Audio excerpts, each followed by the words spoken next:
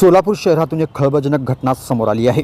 शहरातील 70 फूट रोड परिसरातील शिवकुमार ज्वेलर्स या सराफा दुकानात अज्ञात दरोडेखोरांनी धाडशी दरोडा टाकल्याची माहिती समोर आली आहे। या घटनेत दुकानातील सोन्याचे दागिने लंपास करण्यात आल्याचे सांगितले जात असून घटनेचा सीसीटीव्ही व्हिडिओ समोर आला आहे।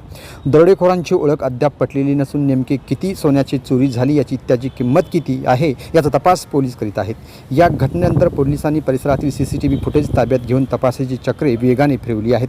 या धाडशी दरोड्यामुळे शहरातील सराफ व्यावसायिकांमध्ये भीतीचे वातावरण निर्माण झाले असून पोलिसांकडून आरोपींचा शोध सुरू आहे। लवकरच या प्रकरणाचा उलगडा होण्याची शक्यता व्यक्त केली जात आहे। या प्रकरणासंदर्भात अधिकृत माहिती मिळताच आम्ही ती सर्वप्रथम तुमच्यापर्यंत पोहोचवू। ताज्या आणि विश्वासार्ह बातम्यांसाठी पाहत रहा सोलापुरी कट्टा न्यूज।